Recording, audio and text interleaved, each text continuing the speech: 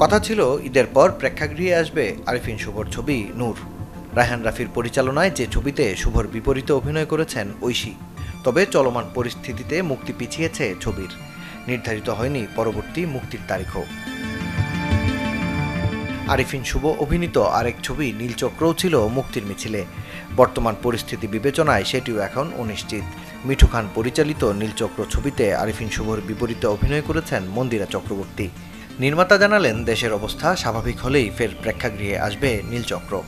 এখন দেশের যে সার্বিক পরিস্থিতি, তার সাথে তো সবাই যা সাফার করতেছে, আমরাও তাই সাফার করতেছি। দেশের এই পরিস্থিতির মধ্যে তো কোনো কিছুই কেউ আরাম পাবে না।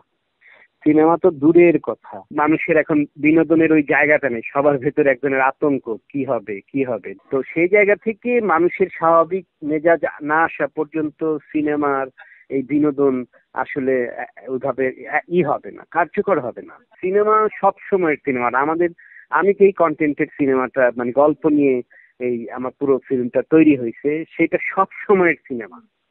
এটা কোনো স্পেসিফিক টাইম নাই, এটা সময়ের কন্টেম্পোরারি গল্প। তো এই গল্পের কোনো নির্দিষ্ট কোনো উপলক্ষ নাই, যখন ছাড়বো তখনই এটা ওই সময়ের গল্প। আর সার্বিক পরিস্থিতি বিবেচনায় মুক্তি পিছিয়েছে সিয়াম আহমেদের নতুন ছবি জঙ্গলির। সিয়াম বুবলি জুটির যে সিনেমাটির পরিচালক শানখ্যাত নির্মাতা এম রাহিম। দেশ স্বাভাবিক না হলে এই ছবি মুক্তি দেওয়ার কোনো পরিকল্পনা নেই বলে জানিয়েছেন নির্মাতা। দেশের পরিস্থিতি অবস্থায় তো এখন রিলিজের ডেটটা আসলে আমরা কনফার্ম বলতে পারছি না।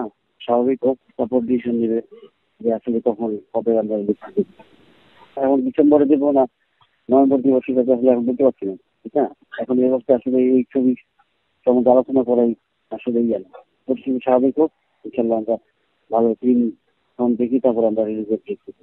চলচ্চিত্র প্রযোজক ও পরিবেশক প্রতিষ্ঠানের ছবি মুক্তির খাতা থেকে জানা গেছে, গত জুলাই ও আগস্ট জুড়ে যেমন পিছিয়েছে নন্দিনী, অমানুষ হলো মানুষ, 570, বান্ধব, কিশোর গ্যাং, বিয়ে আমি করব না, তেমনি ডাইরেক্ট অ্যাটাক, জিম্মি, যেমন জামাই তেমন বউসহ বেশ কয়েকটি ছবির মুক্তি। এভাবে চলতে থাকলে চরম সংকটে পড়বে চলচ্চিত্র শিল্প। সাথে মুক্তি পেছানোতে সামনে সিনেমার জট তৈরির শঙ্কা সংশ্লিষ্টদের। মাকসুদুল হক, ইমু, চ্যানেল 24। ডিজাইন, এলিগেন্স, বিউটি, সেরা পণ্য সবার জন্য। জেভিকো।